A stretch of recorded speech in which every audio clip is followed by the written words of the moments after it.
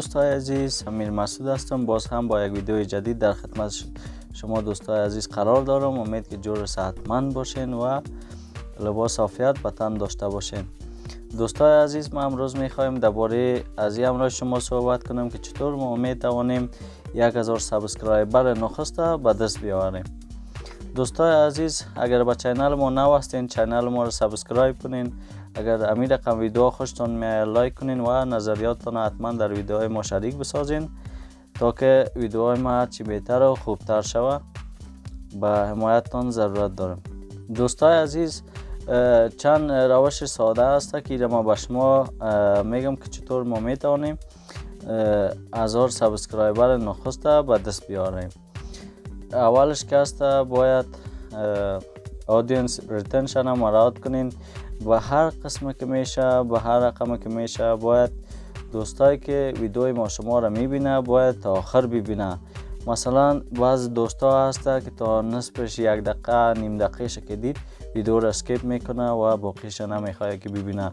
به خاطر که شما نمیتونین بینندایتون جلب توجهتون کنین، باید هر رقم که شوه ویدیوتون تا آخر ببینه. مثال اگر ویدیوتون طولانی میسازین، میبینین که ویدیوتون تا آخر کس نمیبینه، ویدیوتون مثال کمتر جور کنین، 2 دقیقه‌ای جور کنین، 3 دقیقه‌ای جور کنین. به خاطر که وقتی که شما ویدیو جور میکنین و اپلود میکنین، شرکت یوتیوب میبینه که ویدیوتون مثال اگر 50% مردم ببینه، وقتی 50% دید میفهمه که ویدیوتون حتما یک چیز بوده که مردم تا آخر دیدش و از او خاطر ویدیوتون بر دیگه مردم هم میرسانه. و اگر دید که ویدیوتون مردم ندید، او را چی میکنه؟ از نظر مندازش آستا اونا ویدیوتون و مو شکل است که به طرف پایین روان میشه و کس نمیبینیشه دیگه. از او خاطر اول امیره بسیار کوشش کنین چی از طریق تکست باشه، در بک‌گراندتون مثال تکست بیارین یا مثال یک چیز باید باشه که حداقل بیننده را جلب کنین.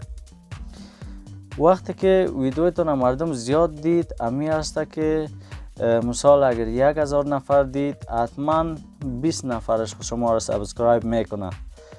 اما تو اگر 1 لک نفر دید، 100 نفر یا 2 لک نفر دید، 1000 نفر سابسکرایبر پیدا میکنین. طریقه دوم ای است که باید با کوالیتی ویدیو جور کنین. یعنی هر قدر که میتونین، مشکل نیست مثال هفته 2 بار ویدیو پارتین، هفته 1 بار ویدیو پارتین، لیکن ویدیو پارتین که کوالیتی داشته باشه. مثلا در قسمت کوالیتیش چی از طریق دیزاین باشه، چی از طریق مثال کامپیوترایز باشه یا گرافیکش باشه یا مثال ویدیو ادیتینگ باشه. به هر شکلی که میتونین کوشش کنین ویدیوتون قسم جور کنین که با کوالیتی بیاید و بینندایتان، چون حال که هست بسیار کامپیتیشن بسیار زیاد است و بسیار یوتیوبرها هم زیاد است و ویدیو هم زیاد جور میکنن. باید از نگاه کوالیتی، مثال اگر کامرا ندارین مشکل نیست، یک موبایل خوبتر خود دارین، مثلا صدایتون اگر درست نیست باید مایک پیدا کنین. به خاطر که روز به روز هر قدر که میتونین ویدیو خوبتر و بهترتر جور کنین. طریقه سوم دوستای عزیز ای است SEO میگن، Search Engine Optimization است که ویدیوتون باید در سرچ بیاید. یک برنامه است به نام تیوب ودی اپ است، چی در کامپیوتر و یا در موبایل. او را دانلود کنین، به نام تیوب بدی است.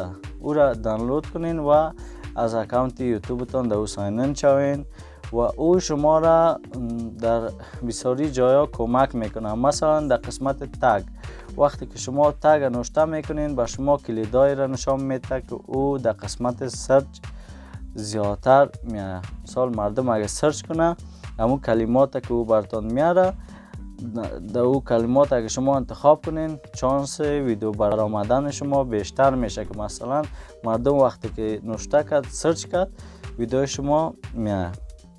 و همچنان پنجمیش هست که باید چطور ما شما میتونیم وقتی که ویدیو ما را اپلود کردیم، چطور ما میتونیم ویدیو ما اگر در قطار سوم بود یا چهارم بود، یعنی مردم وقتی که سرچ میکنه ویدیو شما در چهارم ردیف قرار میگیره، در پنجم ردیف قرار میگیره چطور ای را میتونین شما در ردیف اول بیارین؟ او را قسم میتونین که بیارین مثلا وقتی که ویدیویتون آپلود کردین، ویدیویتون مثال در چهارم پنجم میاد، کوشش کنین از یک دوستان از چند تلفن باید شما کار بگیرین و ویدیویتون از موبایل دیگر واس کنین، از طریق دیگر اکانت ویدیویتون مثال در یوتیوب سرچ کنین. وقتی که همون کلیدار شما همون چیزی که در تایتلش ذکر کردین با همون تایتل سرچ کنین، وقتی ویدیویتون برآمد مثال در قطار سوم است یا چهارم است مشکل نیست، او ویدیو را باز کنین و تا آخر ببینین. او ویدیویتون لایک کنین، کامنت کنین. مثال از دیگه تلفن هم همی رقمی مثال دو سه تلفن ویدیویتون وقتی که چهارمی را شما انتخاب میکنین و پلی میکنین و تا آخر میبینینش، یوتیوب تو فکر میکنه که مثال ویدیوی اولی و دومی سومی که برآمده این کدام چیز قدر مهم نبوده که مردم چهارمیش انتخاب میکنه و تا آخر میبینه و او خاطر است که ویدیوتون پس در ردیف اول برابر میشه و همون است که زیادتر مردم او را میبینه. وقتی که زیادتر مردم دید حتما خوشش میاد، سابسکرایب میکنه و امی است که سابسکرایب برای شما بیشتر میشه. و بخش دیگه چی هست که دوستای عزیز وقتی که شما مثال ویدیو جور میکنین باید اکتیو باشین، در بخشش یعنی فعال باشین که هر گپی که مثال میشه باید اولین نفر شما باشین که مثال دو باره ویدیو جور کنین. مثلا اگر بخش ما مثال این ویدیوهای یوتیوب است، مثال هر گپی که میشه باید اول ما او را اپلود کنم، کوشش کنم که ما باید فعال باشم و بفهمم کدام چیز نو برآمده مثال درباره‌اش ویدیو جور کنم. به همین شکل هر قسم که مثال چینل شما است، هر کاتگوری که است باید دو بار زیادتر جستجو کنین، فعالیت کنین، اکتیو باشین، فعال باشین. این بسیار مهم است.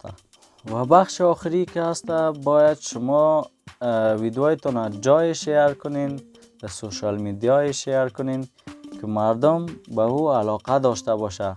مثلا دوستایی که علاقه ندارن هیچ ضرور نیست که مثال در قسمت ها شما شیر کنین. میفهمین که ویدیوتون مردم زیادتر در کدام سوشال میدیا میبینه یا طرفدار از همون ویدیوتون در کدام سوشال میدیا است، یا در فیسبوک است یا در اینستاگرام است یا در توییتر است. در هر کدامش که بیشتر میفهمین که مردم خوشدار ویدیوتون است، در مو قسمت با دوستایتون شیر کنین. همون است که ویدیوتون مردم بیشتر میبینه، وقتی که بیشتر دید سابسکرایب برای شما بیشتر میشه. دوستای عزیزم این چند طریقه بود که خواستم با شما دوستای عزیز شریک بسازم. دوستا اگر به چینل ما نو هستین حتما چینل ما رو سابسکرایب کنین، به خاطر که همین رقم ما شما میتوانیم سابسکرایب با خود بیشتر بسازیم. و اگر همین رقم ویدیو خوشتون می لایک کنین و نظریاتتون حتما به خاطر بهبود چینل ما با ما شریک بسازین. تشکر دوستای عزیز از اینکه تا اینجا با ما بودین.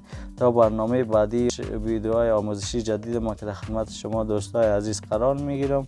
الله حافظ و نگهدار.